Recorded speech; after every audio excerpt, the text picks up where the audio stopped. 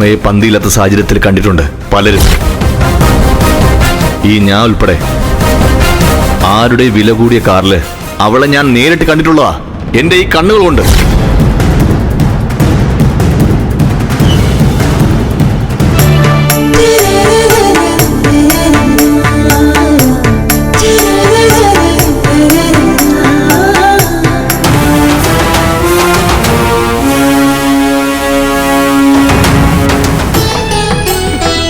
അപ്പൊ രണ്ടാൾക്കും good night.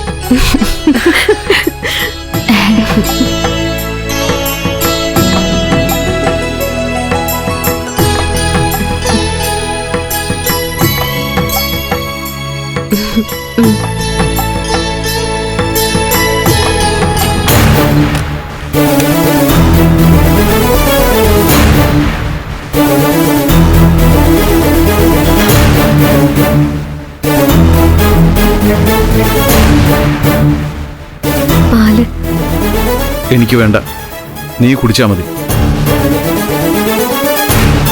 വിനേട്ടാ, കഴിഞ്ഞതെല്ലാം കഴിഞ്ഞു. അതെല്ലാം മനസ്സിൽ നിന്ന് ഇനിയെങ്കിലും വിട്ടേക്ക്. ഇന്ന് നമ്മുടെ ജീവിതത്തിലെ പ്രധാനപ്പെട്ടൊരു ദിവസമാണ്. ഇനിയും പഴയ കാര്യങ്ങൾ ആലോചിച്ചിരുന്ന ഈ ദിവസത്തിന് എന്ത് പ്രാധാന്യം നമ്മുടെ ജീവിതത്തിലുള്ളത് മനസ്സിലായില്ല. 2 ആഴ്ച മുന്നേ നമ്മുടെ വിവാഹം കഴിഞ്ഞതാണ്. എല്ലാവരും കൂടി ഒരുക്കിയ ഈ മണിയറയിൽ നമുക്ക് ഒരുമിച്ച് കഴിയാൻ പറ്റിയില്ല എന്നുള്ളതാണ് സത്യം. അതിൽ നമ്മളെക്കാൾ കൂടുതൽ സങ്കടപ്പെട്ടത് ഈ വീട്ടിലുള്ളവരായിരിക്കും. പിന്നീട് ഇന്ന് വരെ ഈ കുടുംബത്തിൽ സംഭവിച്ചതെല്ലാം നിനക്കറിയാലോ. അന്ന് മുതൽ നീയും ഈ കുടുംബത്തിലൊരു അംഗമാണ്. എന്നിട്ടും ഇങ്ങനെ ഒരു വേഷം കെട്ടി എന്റെ മുന്നിലേക്ക് വരാൻ നിനക്ക് എങ്ങനെ തോന്നി രോഹിണി? എനിക്കതാണ് മനസ്സിലാവാത്തത്. ഞാൻ വേണ്ട. എനിക്ക് തോന്നുന്നത് കയ്യിലൊരു ഗ്ലാസ് പാലുമായി മുല്ലപ്പൂവും ചൂടി നവവധുവിനെ പോലെ നീ ഇങ്ങോട്ട് കയറി വന്നത് എന്റെ സങ്കടങ്ങളെ പരിഹസിക്കാനാണോന്നാ. എന്താ വിനേട്ട ഇങ്ങനെയൊക്കെ സംസാരിക്കുന്നത്? ഇതൊന്നും വേണ്ടെന്ന് ഞാൻ പലവട്ടം പറഞ്ഞതാ. പക്ഷെ ആ വീണയുടെ നിർബന്ധമാ. നടക്കാതെ പോയ ആദ്യരാത്രി ഇന്നാണെന്ന് പറഞ്ഞ അവൾ എന്നെ കൊണ്ട് ഈ വേഷം കെട്ടിച്ചത്. ഒരു ഗ്ലാസ് പാല് തന്നു വിട്ടത് അമ്മയും വിമലേച്ചിയും കൂടിയാ. ശരിയാ, അവർക്കിത് നമ്മുടെ ആദ്യരാത്രിയാ. പക്ഷെ നമ്മുടെ കുഞ്ഞ് നിന്റെ വയറ്റിൽ വളരുന്ന നിനക്കറിഞ്ഞുകൂടെ? അതുകൊണ്ട് നമ്മുടെ ജീവിതത്തിൽ ഈ ചടങ്ങിനൊരു അർത്ഥവുമില്ല. നമ്മൾ എന്നെ ഭാര്യ ഭർത്താക്കന്മാരായി എല്ലാം പങ്കുവെച്ച് കഴിഞ്ഞതാണ്. വിനേട്ടൻ പറയുന്നതെല്ലാം ശരിയാ. പക്ഷെ ഒരു പെണ്ണിന്റെ മനസ്സിൽ ഇഷ്ടപ്പെട്ടവനുമായി ജീവിച്ചു തുടങ്ങുന്നതിനെ പറ്റി ചില സ്വപ്നങ്ങൾ ഉണ്ടാവില്ലേ? സോറി, എന്റെ മനസ്സിൽ ഇപ്പോ ഒരു സ്വപ്നവുമില്ല. മറിച്ച് ഒരു ചിന്തയുള്ളൂ, എന്റെ അനിയത്തി വിസ്മയെക്കുറിച്ച്. അവൾക്ക് എന്തെങ്കിലും തെറ്റുപറ്റിയോ എന്നുള്ള ആശങ്ക മാത്രം. മുത്തശ്ശനും അവളും പറഞ്ഞതൊന്നും എനിക്കങ്ങോട്ട് വിശ്വസിക്കാൻ പറ്റുന്നില്ല ഇപ്പോഴും. വിനേട്ട പ്ലീസ്. സത്യം പറയട്ടെ, നിന്റെ ഈ വിനയേട്ട എന്നുള്ള വിളി പോലും എന്റെ മനസ്സിന് ഉൾക്കൊള്ളാൻ പറ്റുന്നില്ല ഇപ്പോ. നീ കിടന്നോ, ഞാനൊരു അല്പനേരം ഒറ്റയ്ക്ക് വരാന്തയിൽ പോയിരിക്കട്ടെ. തലയൊന്ന് തണുത്ത് കിട്ടാനാ.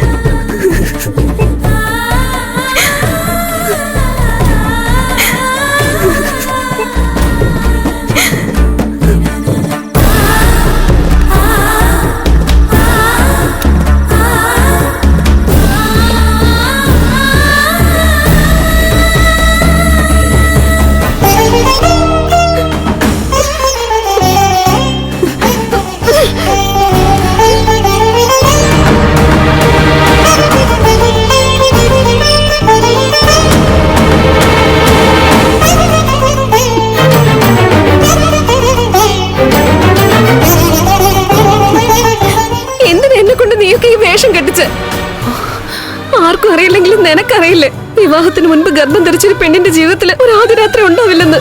രോണിയേച്ചി, ഞങ്ങൾ അങ്ങനെയൊന്നും വിനയേട്ടൻ പറയുന്നത് ശരിയാ. ആ മനസ്സ് മനസ്സിലാക്കാതെ ഒരു ഗ്ലാസ് പാലുമായി നവവധുവിനെ പോലെ ഞാൻ ഈ മുറിയിലേക്ക് കയറി വന്നത് ശരിയായില്ല.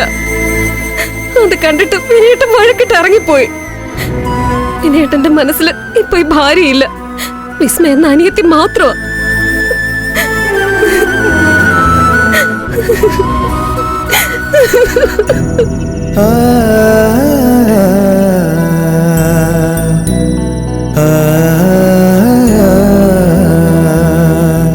ചേച്ചി സങ്കടപ്പെടണ്ട. ചേച്ചിയോടുള്ള ഇഷ്ടക്കുറവുകൊണ്ടൊന്നും അല്ല ചേട്ടൻ വഴക്കിട്ടത്, എന്നെ കുറിച്ച് ഓർത്തിട്ടാ. ചേച്ചി ഇപ്പൊ വിനയേട്ടനൊപ്പം വേണം നിൽക്കാൻ. ആ മനസ്സിനെ ആശ്വസിപ്പിക്കണം, ഒരിക്കലും തളരാൻ അനുവദിക്കരുത്. ഏട്ടന്റെ മനസ്സറിയാതെ മുല്ലപ്പൂ ചൂടി വിട്ടതില് ഐ ആം സോറി. ചേച്ചി എന്നെ വെറുക്കരുത് പ്ലീസ്. നിന്നെ വെറുക്കാനോ? ഒരിക്കലുമില്ല. എനിക്ക് വിനയേട്ടന് വേണ്ടി നീ ചെയ്ത ത്യാഗം മരണം വരെ മറക്കില്ല ഞാൻ. എങ്കിലേ ആ കണ്ണ് തുടക്കേ, എന്നിട്ട് കോളേജിൽ വന്ന് എന്നോട് വഴക്കിട്ട അന്നത്തെ അതേ തന്റേടിയായ രോഹിണിയായി വീണ്ടും നിൽക്ക്. ഇനി നമ്മുടെ മുന്നിലെ വിമലേച്ചിയുടെ കല്യാണം മാത്രം ഉള്ളത്. അതുവരെ മറ്റൊരു വിഷയവും നമ്മുടെ മനസ്സിനെ ബാധിക്കാൻ പാടില്ല. നാളെ നമ്മള് വിമലേച്ചിയുടെ വിവാഹത്തിനുള്ള വസ്ത്രങ്ങൾ എടുക്കാൻ പോകും. ഒപ്പം രോഹിണി ചേച്ചിയും വരണം. നമ്മള് പോകുന്നതേ നമ്മുടെ സ്വന്തം ടെക്സ്റ്റൈൽസിലാ. എന്താ ഓക്കെ അല്ലേ?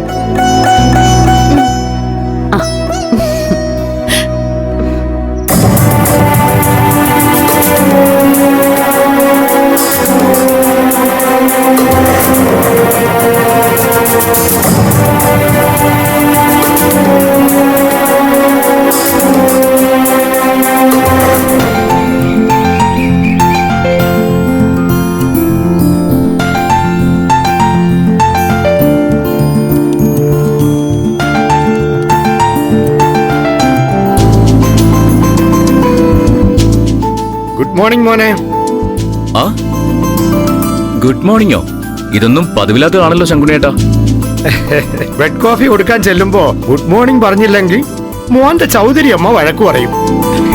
എന്നാ പിന്നെ ഒരു ഗുഡ് മോർണിംഗ് മോനും ഇരിക്കട്ടെ എന്ന് വിചാരിച്ചു. ഇതെന്താ രാവിലെ തന്നെ ഇരുന്ന് കുത്തി കളിക്കുന്നേ? കുറച്ച് അർജന്റ് ഓഫീസ് വർക്കാ. ഓ, നമ്മുടെ പകല് അവിടെ രാത്രിയാ. ഓ ഓ ഇന്നലെ മറുപടി അയക്കേണ്ട ചില മെയിലുകൾ ഉണ്ടായിരുന്നു.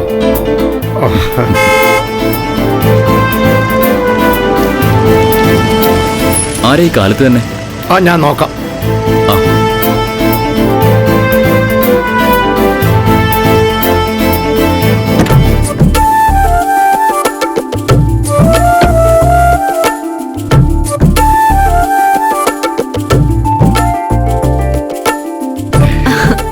Good morning ശങ്കുണ്ണിയേട്ടാ. ആ ഗുഡ് മോർണിംഗ്.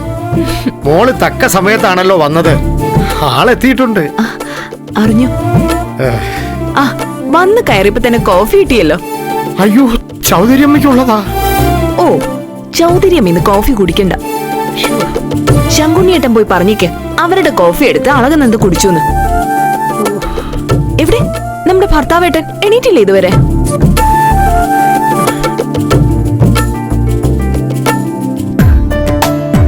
Good morning.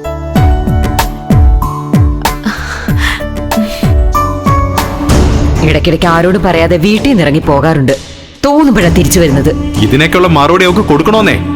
അവളെ അങ്ങ് ഡിവോഴ്സ് ചെയ്തിട്ട് നിനക്കൊരു കുഞ്ഞുണ്ടാവുന്ന തെളിയിച്ചു കൊടുക്കണം.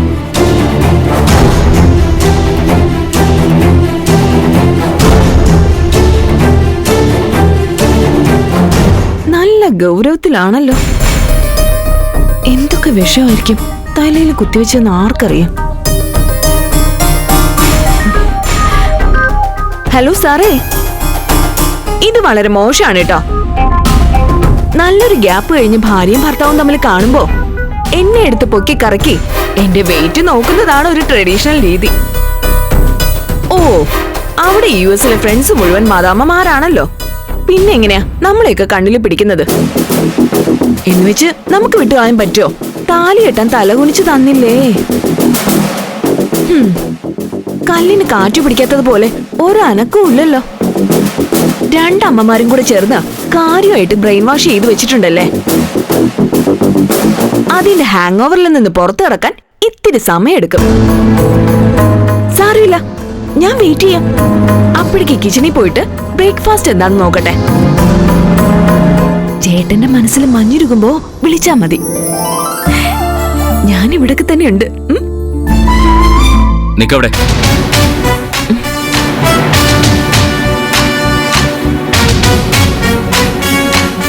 ആഹാ, അപ്പൊ കണ്ണുമൂക്ക് നാക്കുമൊക്കെ ഉണ്ടല്ലേ.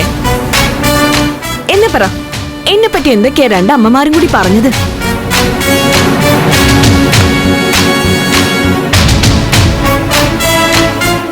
അതെ, നീ വല്ലാതെ ഓവർ സ്മാർട്ട് ആവരുത്.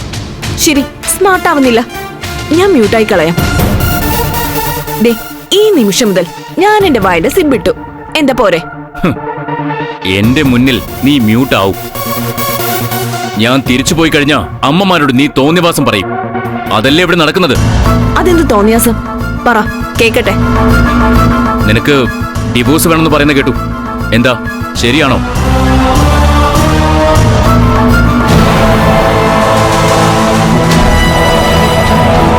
എന്താ നീ ഒന്നും മിണ്ടാത്തത്? എനിക്ക് ഡിവോഴ്സ് വേണമെങ്കിൽ അമ്മമാരോടല്ലോ അജിയോടല്ലേ ഞാൻ പറയേണ്ടത്. അജയ് പറയുന്നതിന്റെ ലോജിക്ക് എനിക്ക് മനസ്സിലാവുന്നില്ല. അപ്പോ നീ അമ്മയോട് അങ്ങനെ പറഞ്ഞില്ല?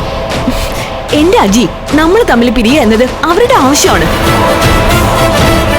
അതിനുവേണ്ടി അവർ എന്നോട് ഇതിനു മുമ്പും ഇങ്ങോട്ട് ആവശ്യപ്പെട്ടിട്ടുണ്ട്. അക്കാര്യം ഒരിക്കലും ഞാൻ നിന്നോട് പറയാത്തത്.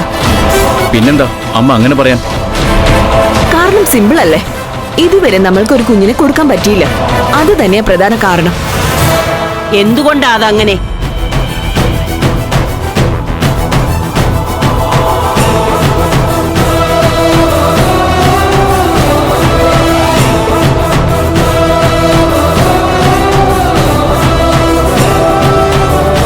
എന്തുകൊണ്ടാ നിനക്ക് പ്രസവിക്കാൻ കഴിയാത്തത്?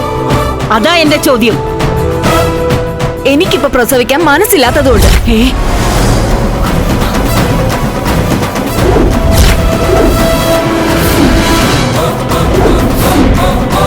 എനിക്ക് തോന്നിയ പ്രസവിക്കും. നിങ്ങൾക്ക് എന്താ അതിൽ കാര്യം?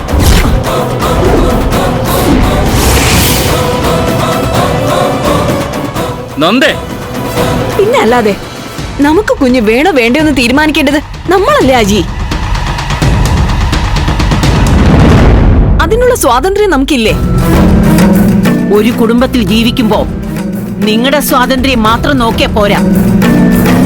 മക്കളെ പറ്റി മറ്റുള്ളവർക്കും ഉണ്ടാവും ചില ആഗ്രഹങ്ങളും സ്വപ്നങ്ങളും. മുതിർന്നവരുടെ സ്വപ്നങ്ങൾ കെട്ടിവെക്കാനുള്ളതല്ല മക്കളുടെ തല.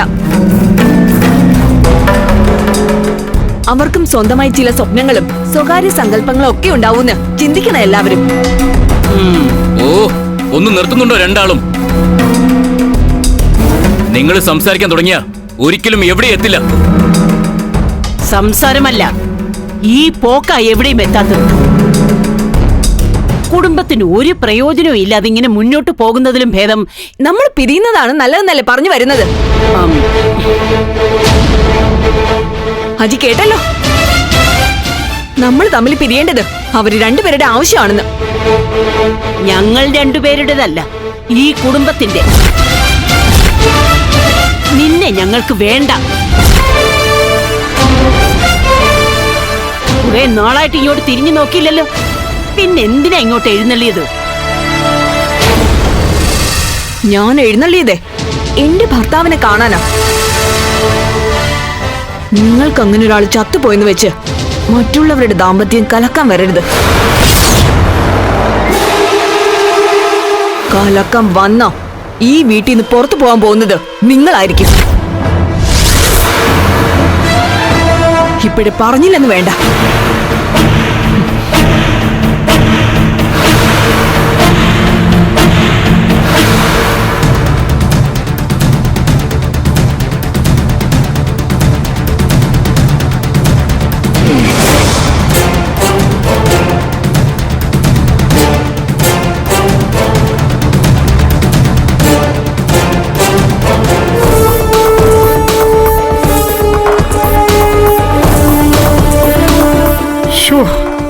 എന്നാലും എന്റെ മോനെ, മോളാ പറഞ്ഞത് കുറെ കടുപ്പമായി പോയി.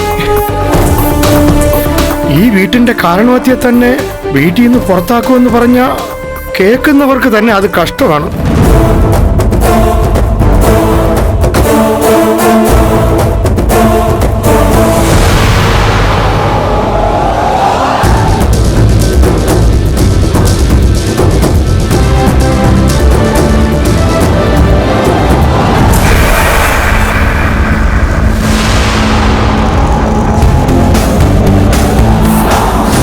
മനുഷ്യൻ ഇങ്ങോട്ട് കയറി വന്നതേ ഉള്ളൂ, അപ്പൊ തുടങ്ങി വിചാരണ ചെയ്യാൻ. അജിയുടെ അമ്മയ്ക്കും ചൗധരി അമ്മയ്ക്കും കോമൺ സെൻസ് ഒന്നും ഇല്ലേ? ഞാൻ നിങ്ങളെ കാണാനല്ലേ ഓടി വന്നത്. അവർക്ക് എന്നെ കുറ്റപ്പെടുത്താനും വഴക്കിടാനും ഇനി എത്ര സമയമുണ്ട്? അവരെന്തു പറഞ്ഞാലും നിനക്ക് ഇത്തിരി കൺട്രോൾ ആവായിരുന്നു.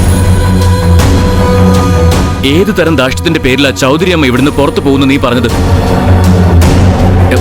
എന്റെ അച്ഛന്റെ സ്ഥാനത്തോ അതിനു മുകളിലോ ആണ് ഞാൻ അവർക്ക് കൊടുക്കുന്ന സ്ഥാനം.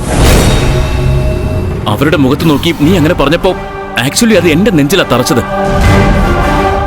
അവർക്കത് എത്രമാത്രം ഹേർട്ട് ചെയ്തിട്ടുണ്ടാവുമെന്ന് നീ ആലോചിച്ചിട്ടുണ്ടോ? ഞാൻ പറഞ്ഞത് കേട്ട് അവർക്ക് ഹേർട്ട് ചെയ്തെങ്കിൽ നിങ്ങൾക്ക് വല്ലാതെ ഫീൽ ചെയ്തു അല്ലേ? എന്നെ പറഞ്ഞത് കേട്ടിട്ട് നിങ്ങൾക്കൊന്നും തോന്നിയതുമില്ല. അതാണ് അതിന്റെ കുഴപ്പം. ഈ ഫാമിലിയായിട്ട് അഡ്ജസ്റ്റ് ചെയ്ത് പോകാൻ പറ്റില്ലെന്ന് വലത് കാല് വെച്ച് ഈ വീട്ടിൽ കയറിയ ദിവസം തന്നെ എനിക്ക് മനസ്സിലായതാ. എന്നിട്ടും അജി ഓർത്ത് മാത്രം ഞാൻ ക്ഷമിച്ചത്. ഇന്നിപ്പോ 10 വർഷമായിട്ട് ഞാൻ അത് എന്നെ സഹിച്ചോണ്ടിരിക്കുക. നീ എന്ത് സഹിച്ചു ഈ പറയുന്നത്?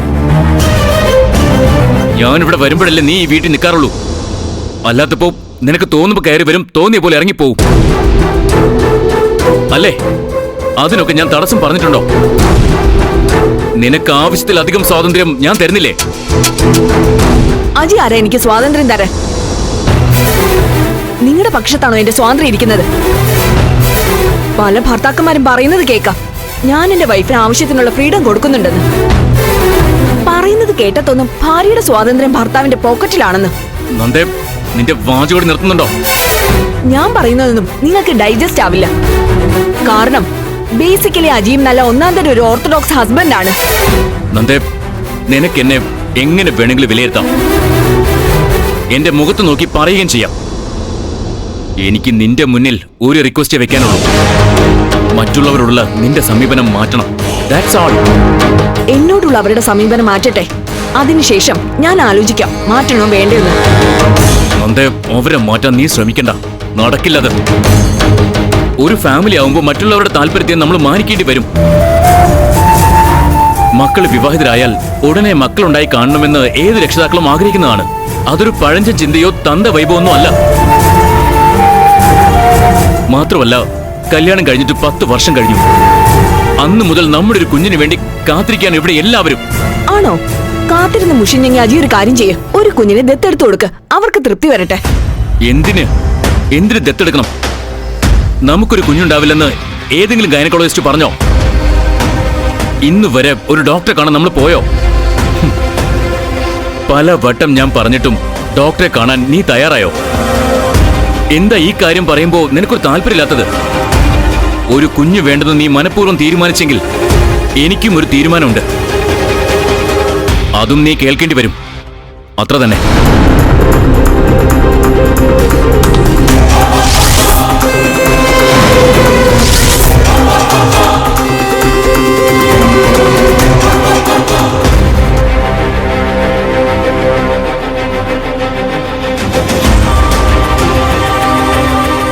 എന്ത് തീരുമാനം? എനിക്കൊരു കുഞ്ഞിനെ വേണം, കിട്ടിയേ പറ്റൂ. അതെ, നമ്മൾ ഇന്ന് തന്നെ ഒരു ഡോക്ടറെ കാണാൻ പോകുന്നു. നീ വേഗം റെഡിയാവാൻ നോക്ക്. സോറി,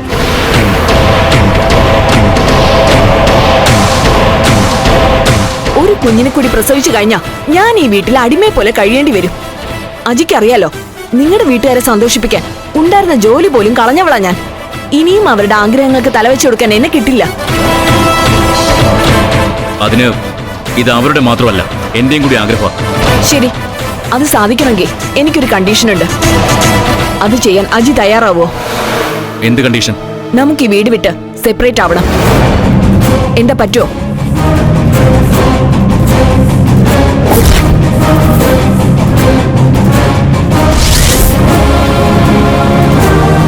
ഇല്ല, പറ്റില്ല. എന്നാൽ എന്റെ ഉത്തരവും അത് തന്നെയാ. പറ്റില്ല എന്നെ കൊണ്ട് പ്രസവിക്കാൻ. നിങ്ങൾ വേണമെങ്കിൽ ഇവിടുത്തെ അമ്മമാരുടെ അടിമയാവാൻ മറ്റൊരു പെണ്ണിനെ കെട്ടിക്കോ. ഈ അളകനന്ദ ഈ വീട്ടിൽ നിന്നിറങ്ങാൻ ഈ നിമിഷം റെഡിയാണ്. തീരുമാനം പറഞ്ഞാ മതി.